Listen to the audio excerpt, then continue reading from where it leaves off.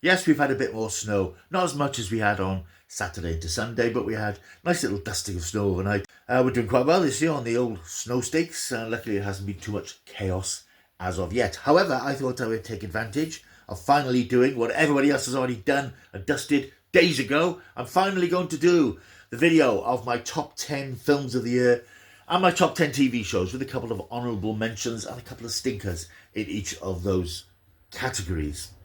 Now, this is something, as I mentioned, I did start doing this in Twixtmas, that period between Christmas and the New Year. I had technical problems with the film version, and I felt that both recordings had gone on a bit too long. So what I'm going to do, I'm trying to boil this down to a nice tight 30 minutes if I can, just talking about some of my films of the year and some of my TV shows of the year. I'm not going to go into great detail about especially the films, because most of these films do have reviews on the channel. If you want to scroll back through the old back catalogue, you'll find reviews of most of these films. In terms of the TV, I'm just going to give them a quick rattle through, because there's a lot of them. There's a lot, obviously, the films and the TV, so I don't want to spend too long talking about stories and plots and so on. I'm just going to mention the titles and suggest you go and have a look at them if you fancy it. Again, this is a purely subjective list based on what I've watched. I mean, there's lots of films I haven't seen this year, last year, which are very well regarded. Anatomy of a Fall, Zone of Interest, some of the animated family films towards the end of the year. I just haven't caught up with everything. It's either because I'm not hugely interested, animated films particularly don't really float my boat that much, or because I just haven't got around to them, and that's the same really for TV. So there's a few other shows I just haven't got around to watching yet, purely because there's so many other things to watch. Plus, things that aren't to do with films and television come into my life sometimes as well. So it's just impossible to watch everything. So I tend to focus on the things that I like. So apologies if you hear my list and go, but what about this? What about that? It's probably I just haven't watched it yet, or I might watched it and not particularly liked it. So without further ado, because there's been quite enough ado already, let's get on with the top 10 films. I think it's quite timely and quite lucky that I'm actually recording this on the 7th of January rather than the 26th or 27th, because it's allowed me to update my list a little bit, as you will discover. But my number 10 film of the year is Speak No Evil. This is James Watkins's English language version of the terrifying Danish original, which came out a couple of years ago. You will know the film, you may well have seen it, so I'm not going to go into huge reams of detail about the plot, but it's about this very polite, mannered English family who meet up with a rather more abrasive family led by James McAvoy when they're on holiday. When the families get back home, they meet up again and things go horribly wrong when it turns out that James McAvoy's family aren't quite who they appear to be, and the polite mannered English family find themselves in some difficult situations. It's an excellent film. It doesn't follow the line of the Danish original as much as it might have been expected to, which I think is a good thing. It goes its own way, but it's a very atmospheric and quite disturbing, creepy thriller. Number 9 on my list, we find Late Night with the Devil. This is a fascinating little film that came out towards the beginning of the year, and it brought back to life the spectre of found footage films, which we all got thoroughly sick of a couple of decades ago when they became a way for filmmakers to make quite cheap, low-budget films, horror films. An interesting way for people to get into the industry, but I think we all got a bit tired of them. This is a really good entry into the film. It stars the increasingly impressive David Dastmalchian as a chat show host in the 1970s. And the film is actually footage of an episode that was apparently screened in 1977. I think it's a Halloween-themed episode, which explores the paranormal and the devil, and what we're seeing is the footage of that episode and some behind-the-scenes footage and so on, which leads to some pretty devastating consequences. It's a short film, about 80 minutes, but very well done, very memorable, some haunting images in it, some shocking images in it, but a very strong, powerful horror film, and I look forward to more from the makers. Number 8 is the debut feature from Zoe Kravitz, daughter of rocker Lenny. This is Blink Twice, that came out towards the end of the summer. Very strange but compelling drama, starring Channing Tatum as a multi-millionaire businessman. He's made a fortune from computer technology and electronics and so on. And he has his own personal private island, and he invites people to this island for these weekends or holidays of debauchery and drink and drugs and tasty food. And it all spirals horribly out of control when it transpires that he is a bit more manipulative than we realised. When some of his guests wake up and they've forgotten what's happened, they've got these huge gaps in their memory, and then people start to go missing. It builds this very palpable sense of unease and dread, and something very unpleasant is going on here. Very striking, very vivid, and a very, very impressive debut performance. A very strong film with a great lead performance. Channing Tatum, we don't often see him playing roles like this, but he's quite sinister and suave and threatening, and yeah, it's a really good film, well worth seeking out. My number 7 is A Quiet Place. Day one! This is the third in the Quiet Place franchise, and this takes us back to the beginning of the invasion by these creatures that hunt by sound. But it doesn't quite do it in the way that people might have expected. I think people may have expected a big, ballsy, massive worldwide battle against the aliens with massive scenes of warfare and tanks and the military piling in and all this sort of stuff. It's much more intimate than that, and I think that works much better. It stars Lupita Nyong'o from the Black Panther film. She's a young woman who's living with cancer. She's living in a facility outside New York, and when a group from the facility go into New York to attend a theatre show, a puppet show, all hell breaks loose when the invasion begins, and the aliens arrive, and New York is brought to a standstill. It's a very intimate story of two people, her and another survivor that she meets up with, played by, because I've forgotten his name, sorry. And it's basically a quest to try and get off the island. It's not a question of fighting back against the aliens or Earth defending itself. It's about these two people fighting to survive and forging an intimate bond. Not that sort of intimate bond. Forming an intimate bond in a terrible situation. So it's a much subtler approach to the beginning of the invasion than we might have expected.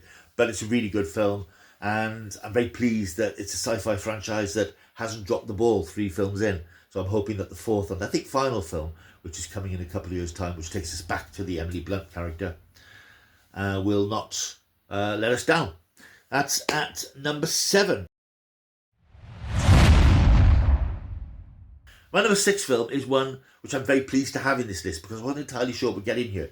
It's Kingdom of the Planet of the Apes. I love the Apes films, the originals and the newer trilogy that we've had this century. And when that trilogy ended, I thought, do we necessarily need another one? I don't know that we really do. But because it seemed to square the circle and finish off the story of the fall of mankind and how the apes rose to prominence. And we can sort of jaggedly put that together with the original Apes films. But there is more story. We're a generation or so after the last film, which saw the death of Caesar, played brilliantly in motion capture by Andy Serkis. We now have a new story, which takes a little bit of time to get started. It's a good 20 minutes, is a bit sort of, okay. But we have to introduce the new characters, the new dynamic, the new ape family, before we move into the more dramatic, action-packed sequences towards the end. By the end of the film, I was fully into it, and I was looking forward to where we go next. Characters are bedded in, and I felt that there is obviously more story to be told, because humanity isn't yet wiped out, it appears. Really good film, really enjoyed it, and it does bear repeated viewing. I think the second viewing of it really solidified it for me, whereas I felt that perhaps it was a bit uneven. But when you watch it again, you get it. So if you haven't seen it yet, or if you've only seen it once, watch it again. Kingdom of the Planet of the Apes, my number 6. My number 5 film of the year is a film which, when I saw it, I think if you look at my video, you'll see me saying I don't think I need to watch it again, but I will watch it again because I fancy watching it again quite soon, actually. I picked up the Blu-ray not long ago. It's Alex Garland's Civil War. This is a film which becomes increasingly relevant, I think, to the times that we're living in, certainly with the chaos going on around the world. This is the story of, as the title suggests, Civil War in America. America has gone to the dogs. Some may say, what's new? But it's the story of the government under attack. People have risen up against authority, and it's basically a civil war across America. And it's the story of a group of photojournalists led by Kirsten Dunst travelling across the embattled American landscape, trying to reach Capitol Hill because there's massive insurrection and the beleaguered president, played by Nick Offerman, is about to be deposed in a very spectacular fashion. And they're trying to get to Washington before this all kicks off, so they can be in the middle of the conflict. Hard-hitting film, difficult film, troubling film, worrying film. At its best when it's doing utterly terrifying but ultra believable things. I'm talking about the scene with Jesse Plemons, who's not credited in the film, but there's a really gut-wrenching sequence involving him. Very hard film to watch, but an important film. I think it deserves to be number 5 in my list. Number 4 in my list. Here's where things get a little bit contentious, possibly. It's a film I saw yesterday. I'm not going to talk about it in any length at all because there is a video which uploaded last night. It's Better Man, the Robbie Williams biopic. And even though I've seen it this year, it came out at the end of last year, so I think it has to qualify as a 2024 film. It's just that I didn't catch up with it until this year. It is a great film. Just look at my review. It's a stunning visualization of the life and times of one of our most interesting but troubled pop stars. And it's done with such imagination and colour and vim and verve that I couldn't leave it out of the top 10, so I had to give it a bit of a restructure this morning. But Better Man is number 4 and it's in cinemas now. My number 3 film is one which was extremely vilified at the time, and I really don't know why, because it is such fun. It's Matthew Vaughan's Argyle. It came out about March, I think, last year, and everybody tore it to shreds. It's very reminiscent to his Kingsman films, and of course towards the end of the film there is a suggestion that the two worlds coexist. But it's a madcap adventure starring Bryce Dallas Howard, Sam Rockwell, Samuel L. Jackson pops up, and Henry Cavill pops up. A lot of people said, it's Henry Cavill's new film. No, it isn't. Henry Cavill is a manifestation of Argyle, who is a sort of a James Bond type super spy who's been invented by this writer Bryce Dallas Howard.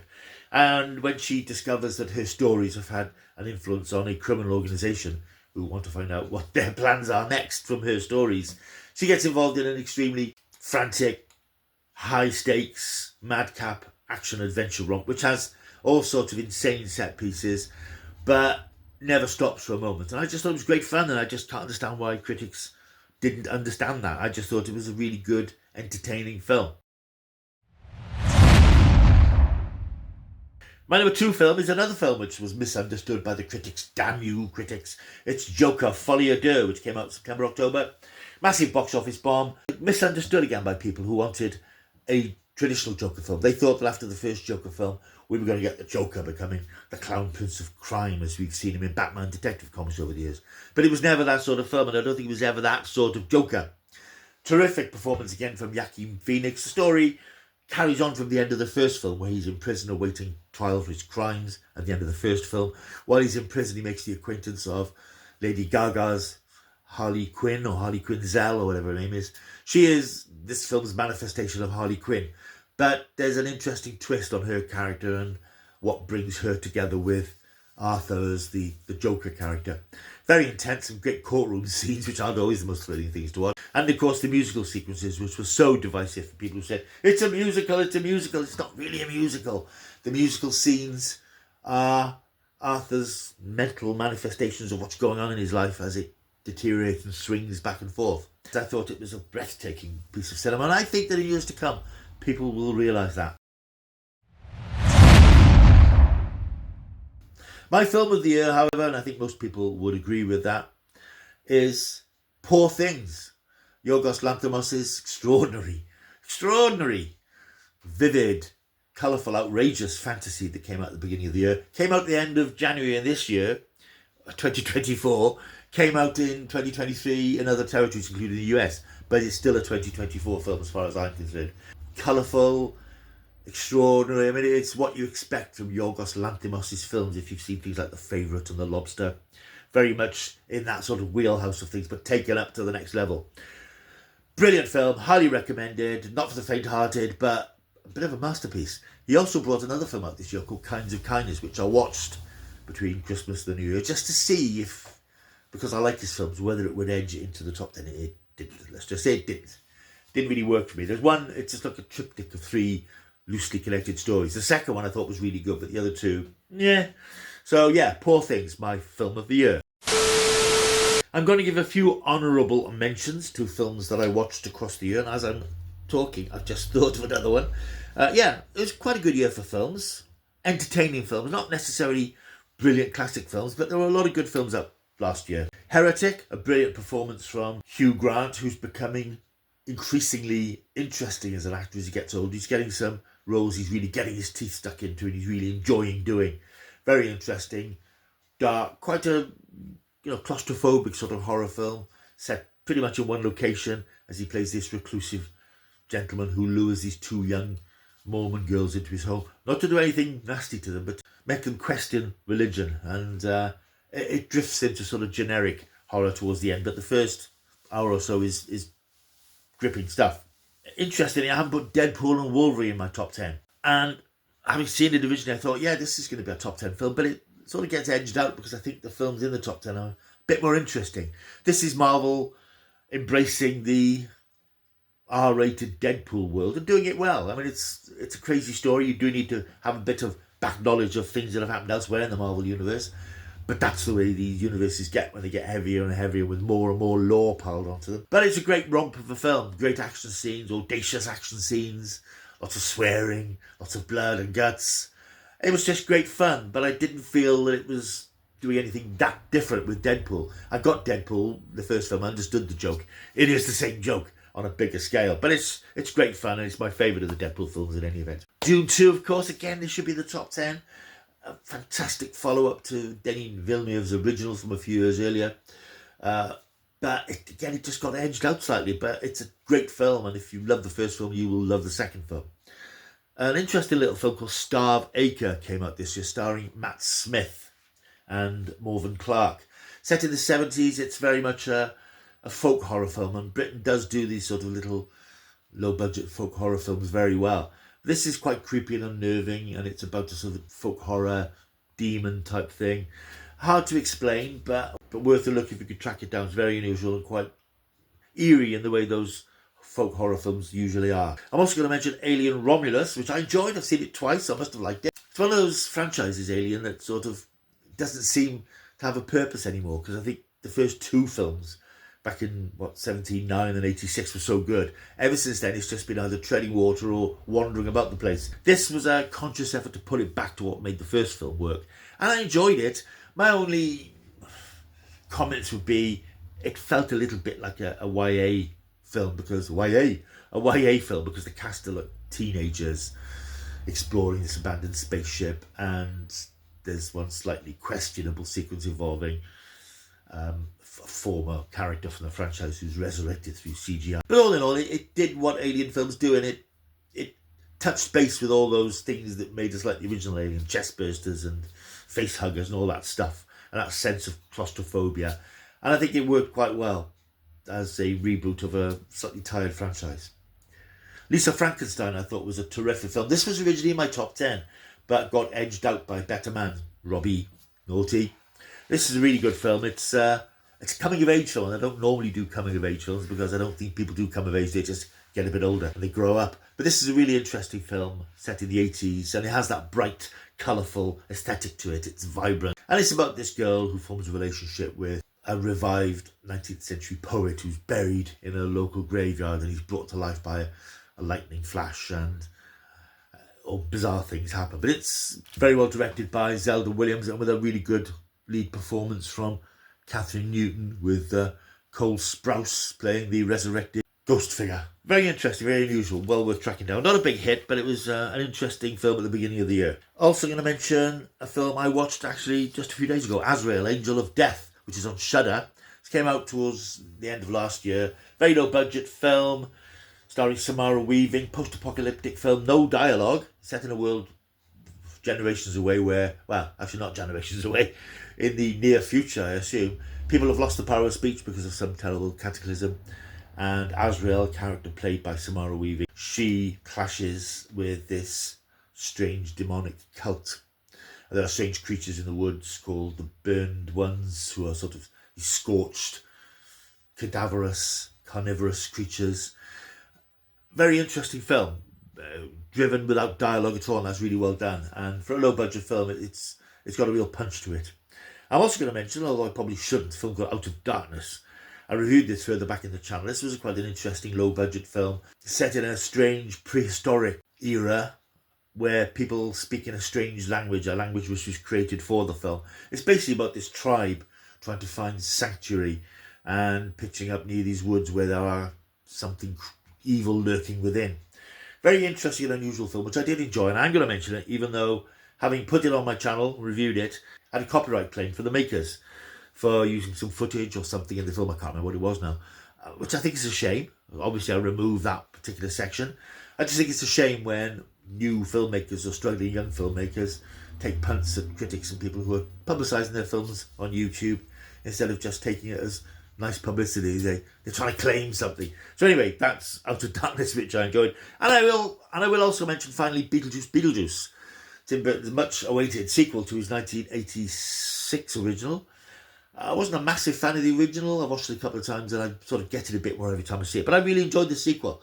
Big and loud and colourful and daft, but in the vein of the original. It didn't completely embrace the CGI ethos of today's filmmaking.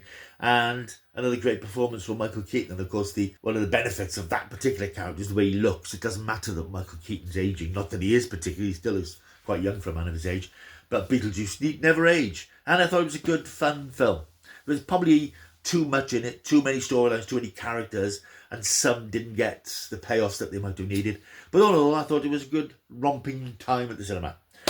Couple of stinkers. I'm going to mention Night Swim. I think everybody's mentioned this on their list. An appalling film from early in the year. What a haunted swimming pool. Started off as a short film, should have stayed as a short film. Starred Wyatt Russell, but it just wasn't enough to sustain 90 minutes, and it was just boring, really. Jackpot was a film which came out, I think, on Netflix or Amazon towards the end of the year, starring John Cena and Awkwafina, set in a world where somebody could win a massive amount on the lottery, Californian lottery, but they're an open target for anybody up until midnight of the day they win it. For anybody can claim the money by maiming or killing or injuring the person who's won it. It's a ludicrous premise, a bit like The Purge all those years ago, but it isn't helped by Awkwafina, who I quite like Awkwafina, but my God, she dials it up to 20 in this.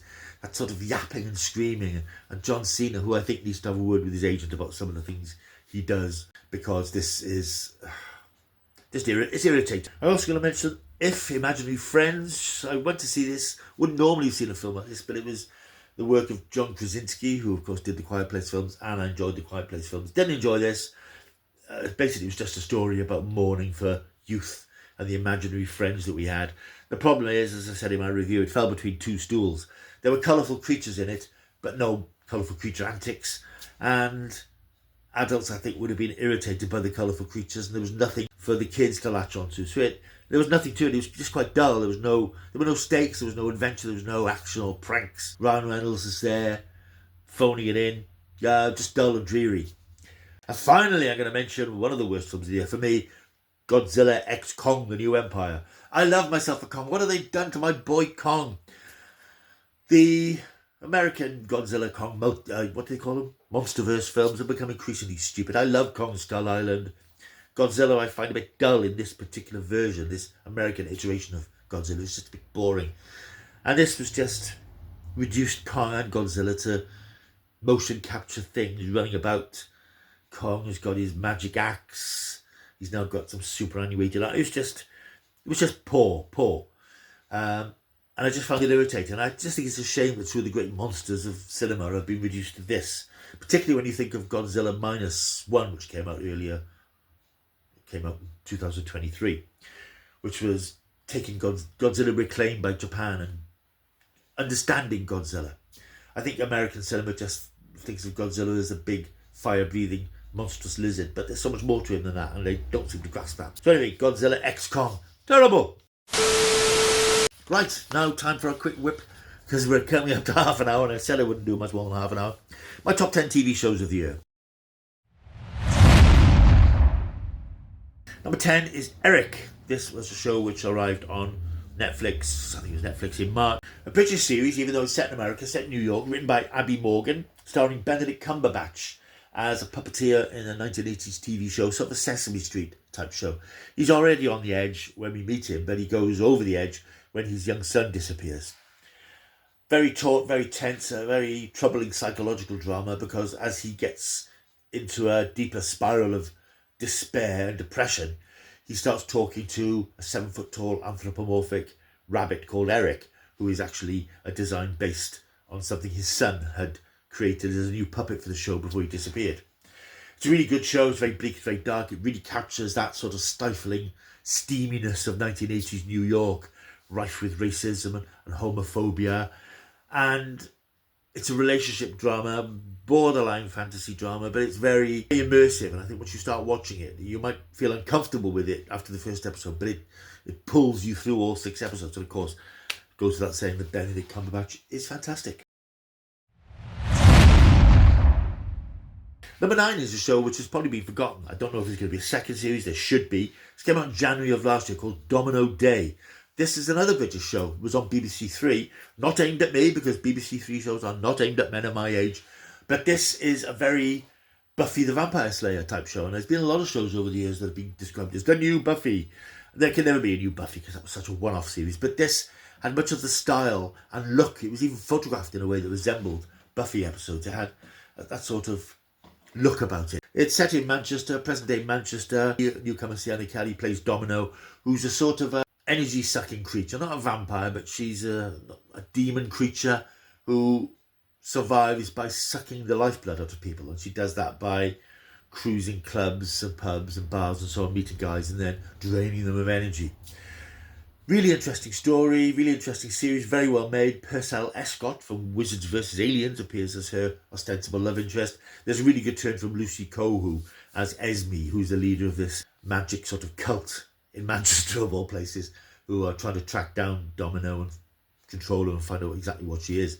Very good, had a fantastic cliffhanger ending.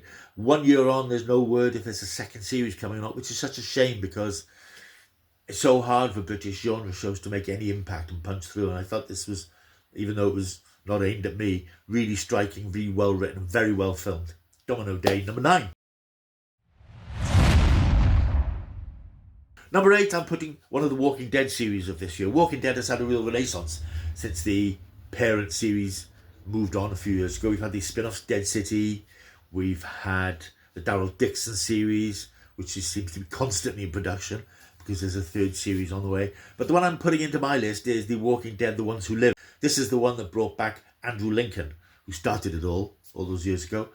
And we carry on his story from where we last saw him when he disappeared in series 8 or wherever it was of The Walking Dead, because I gave up with The Walking Dead season 8 or 9.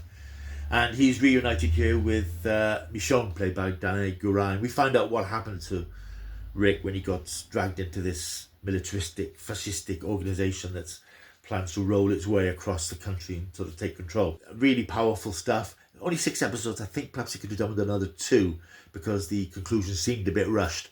But it actually gave characters a happy ending, which is unusual in The Walking Dead. There's usually a bit of misery down the road. And much as I like seeing Andrew Lincoln, I think his story is told. And it's nice to think that after all he's been through in The Walking Dead universe, he's got peace and he's got happiness. And I'd like to leave it there, please. So I hope this is a one-off. Number 7 is one of the most powerful and important shows of last year, completely non-genre. This aired exactly a year ago, January of last year. It's Mr. Bates versus the Post Office, starring Toby Jones. Torn from the headlines, of course, this is the real-life story of the Post Office Horizon computer system scandal. We all know what this is about, how some postmasters were in prisons, lost their jobs. Some of them are now passed away because it's been so long trying to sort this all out. And a really gripping, compelling 4-part drama which told the story that I think we knew about the story from the vague news stories, but this told us the horror of the real thing. The Post Office knew that there was a problem with this system, but they still persevered with it, and they still persecuted people who had been victimised by it. And even now, a year on, justice still hasn't been properly served, and so many of these people are still waiting for their compensation, still waiting for redress from the government. But it's a really good piece of drama, and of course you've got Toby Jones. You can't go wrong with Toby Jones. A great series, and yeah, I think it deserves a place in my list. Number 7. Number 6 is a series you'll never have heard of. This was on Alibi in April of this year, called The Red King. Apparently a sort of series I don't watch. It was a sort of a police procedural investigation into a missing child or dead child, which every police series in the UK seems to have since Broadchurch. But this had a Wicker Man slant to it. And a bit like Buffy, we've heard so many times, it's the new Wicker Man, it's a modern version of the Wicker Man. This is the closest I've ever seen to acceptable spin on the Wicker Man. It stars Anjali Mohindra, who, despite everything she's done, I still refer to her as Rani for the Sarah Jane Adventures. She plays a police officer who's been disgraced on the mainland for being a whistleblower, and she finds herself on this remote Welsh island called St. Jory, where the son of the local doctor, played by Mark Warren, has been missing for a year. The investigation has been perfunctory and is effectively closed, but she's intrigued. She reopens it. She butts head with Mark Lewis-Jones, who plays the former police sergeant of the island, who is incredibly racist and aggressive towards her. But she's dogged and she will not be beaten down, and she discovers something about this cult of the Red King, this pagan religion that was kept alive by the Nancaro family. And the story rolls along and gets a bit more sinister and a bit creepier, and tips over into full Wicker Man in the last 2 episodes, when Grace, the character played by Anjali Mohindra, really butts head with this religion and finds it quite persuasive, shall we say. It's written by Toby Whithouse, who of course did Being Human years ago, and it's very atmospheric, very well made. It deserves a much bigger audience than it will have had on Alibi, so if you can find it, I advise you to take a look at The Red King. Number 5 is another British show. My God, we've done well this year. Supercell, created by Ratman. This is another superhero series, and before you go, oh, not another one. This is very interesting because it's set in South London, and it features a cast of black characters who all discover that they have strange powers. And it's an interesting spin on the sickle cell condition. And the supercell here is a mutation of that cell, which has given these particular characters strange powers. And across the series, they're coming to terms with these powers, coming to terms with each other, meeting each other, clashing with this strange organisation which seems to be experimenting on them. It's got all that sort of conspiracy stuff that you tend to expect from these sorts of shows, but it's really well done. There's some great action sequences, really good special effects. Not that that's, a decide on how good something is. It's a really good script, really good performances, particularly surprisingly from Tosin Cole, who we will remember from the Jodie Whittaker era of Doctor Who, where he played Ryan Sinclair, Bradley Walsh's grandson.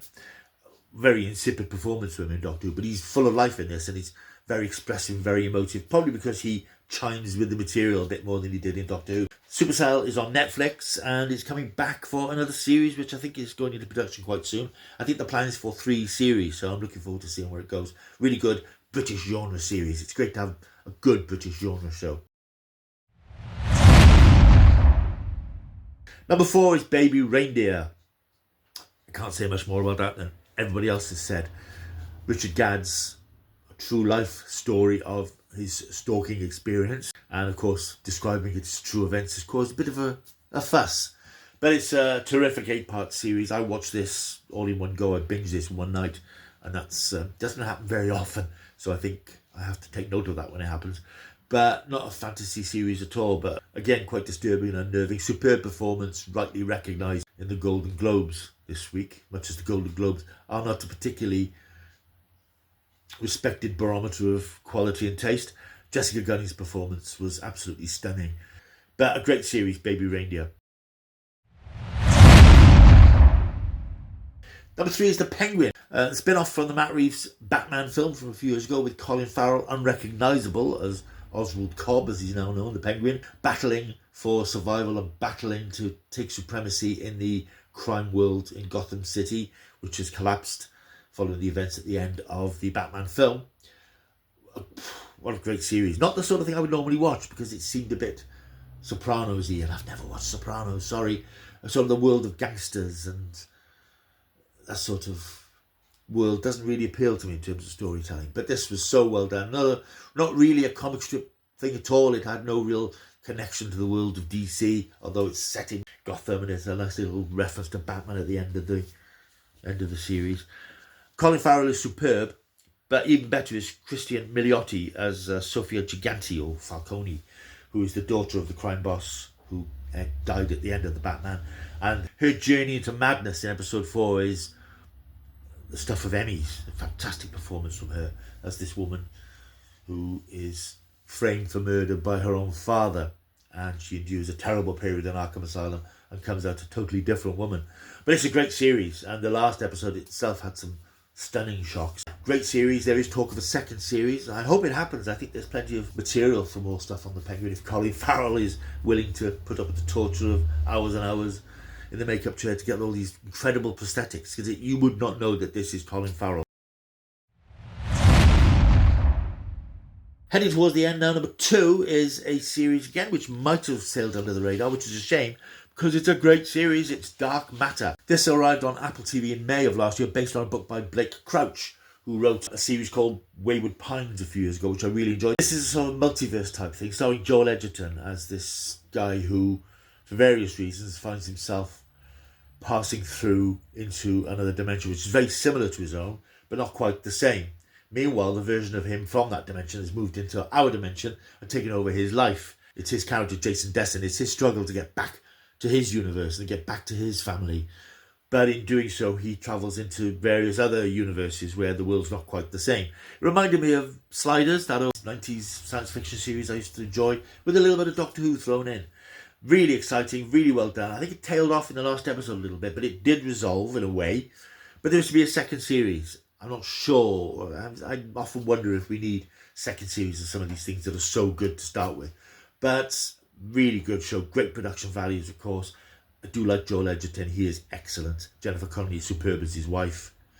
And it's really propulsive, imaginative. It's one of those shows that boggles your brain a little bit. A bit like my number 1. My number 1 is The Three-Body Problem, which again completely blew my brain. I'm not going to talk much about it because I don't know that I can.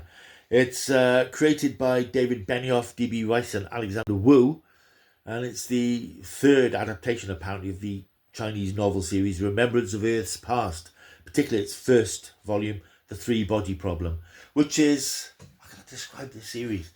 It's about first contact with aliens, how aliens have their plans for the human race and how the human race is trying to survive. But it deals with incredibly mind-boggling metaphysical concepts. Fantastic cast, globe-trotting in every sense of the word. Difficult series, but I drank it up over a couple of nights. And I'm pleased to see there are going to be more episodes. Netflix have said that there's going to be more episodes. I don't know if there's going to be long seasons or just a few batches of episodes. But it's just the most challenging and imaginative show I've watched this year, and I can't wait to see more. Three-Body Problem, they're my favourite show of the year. A few mentions and a couple of stinkers, only a couple of stinkers really. A few mentions for shows which I enjoyed. I'm going to mention Doctor Who. Doctor Who, you would expect as a Doctor Who fan it would be in my top 10, but I don't feel it's firing all cylinders at the moment. When it is, episodes like Dot and Bubble and 43 Yards and even The Devil's Cord, I think it's great. But I've got issues with the Doctor. Ncuti Gatwa is great, but as I've mentioned before, I've got issues with him not having a defined look, costume-wise. He just looks too ordinary. And he's too emotional. I understand it's a different take on the Doctor, as a more of a human Doctor, but I just think the Doctor shouldn't be particularly human. But, you know, and the Christmas episode was terrible, but I'll always watch Doctor Who, so it's always going to figure somewhere in my list of shows of the year. My number 2, my next honourable mention is Kirby Enthusiasm, the final series of Larry David's incredibly funny and brittle story about a fictionalised version of Larry David living with and coming to terms with and struggling with the modern world. It's the final season, and I did like the way that the final season ultimately led to a final episode which paid off and reflected back so much of what he did with the final episode of Seinfeld years ago, even to the point that the episode was called No Lessons Learned, which was the whole ethos of Seinfeld. I'm also going to mention a serial which I watched a few weeks ago on BBC One, which is on the iPlayer, called The Listeners. Not exactly a fantasy series, a drama series, and I'm always intrigued by a British drama series that doesn't have detectives in it investigating murders and all that dreary stuff. This is about, starred Rebecca Hall as a teacher, successful teacher in a school, unprepossessing, ordinary sort of school, who suddenly hears this tinnitus-like buzzing sound. She can't identify it, and nobody else can hear it until she meets up with a 15-year-old pupil in her class who can hear it. And together they irresponsibly team up to join this community outside the town that's of other people who can hear this thing. And of course the fact that she's formed this relationship, not a physical relationship with this 15-year-old boy, that leads to all sorts of complications for her. She loses her job, her family starts to fall apart, but she's completely driven by trying to find out more about this buzzing sound. The resolution to what that might or might not be is massively disappointing, but it's an interesting drama. Great performance from Rebecca Hall, of course, and it's one of those shows that even though nothing really much happens in it, it's very slow paced. It's very watchable and it sort of pulls you along. I was going to mention Cobra Kai, of course, Netflix's enduring spin-off from The Karate Kid, long since past being the phenomenon, the cult, the big talking point show, but it's still rattling along in its own way. There have been 10 episodes screened last year, there's another 5 this year, and it's still as good as it ever was, even if it isn't zeitgeist anymore. It's completely insane, of course. It's set in this California valley where all the teenagers are obsessed with karate to the exclusion of everything else. They don't listen to music, they don't do anything except hit each other. And the fights are so tough, and so these kids will all be in wheelchairs or dead by now in the real world. But in the fantasy world of Cobra Kai, they get kicked around the head and then they're up and back and given as good as they get. But it's hugely entertaining and it's got that 1980s feel to it. I'm looking forward to the final 5 episodes, which air on Netflix in February. I was going to mention the last series, Inside Number 9, Reese Shearsmith and Steve Pemberton's enduring anthology series on BBC Two. Sad to see it go, because we don't get a lot of those sorts of shows on mainstream TV. But it was always a reliable show. You could pretty much guarantee that at least 4 of the episodes would be searingly memorable. And it was much the same with this last series. I think my standout episodes would be the one that was all done through CCTV, bolted to the front of somebody's house. And it's all reactions of neighbours and so on to something that's going on inside the house that we don't see but we hear. And the finale, Plodding On, which deconstructs the whole idea of Inside Number 9, and indeed Reese and Steve themselves. They're doing a live show in London this year, which I'd like to go and see if I can. So, Inside Number 9 ended brilliantly. I was going to mention Night Sleeper, a very silly 6-part thriller series on BBC. Again, I like this because it wasn't a traditional police series, although there were those sort of characters in it. Basically, it's the story of an out-of-control train from Glasgow heading towards London and the chaos that would ensue if it crashes. I can't remember the finer details of why it's all happened now. Something to do with terrorists, I suppose. But it was good fun. It was sort of completely implausible. The more it went on, the more and more implausible it went. But it was just propulsive and entertaining. From, third series of From is airing on Sky this month, I think, in the UK. I've had a chance to see it in advance. This is the series about the people trapped in this community somewhere in the middle of America. They can't get out. They try to get out, they just end up back where they were. There are vampiric creatures hidden in the woods. Frustrating series in that over these first 2 series, it just kept on building mystery after mystery. Some answers are starting to come through now. We're starting to get clues about where we're going. So I hope that, although the show is very much in the style of Lost, I hope it has a bit more direction than Lost, which was clearly sort of made up season by season. There's a 4th season coming up next year, I think early next year. I hope we will build towards a climax. It's a show that I think demands rewatching because there's so many clues and so many things happening in it that you'll forget about. So I think you need to go back to it and make notes of certain little things and see how it all starts to come together. So those are my honourable mentions. Just 2 stinkers for shows from last year. I think released. One is The Way. This was a 3-part BBC Wales drama. I'm slightly not embarrassed, but it's unfortunate that I mentioned this because I did work on it.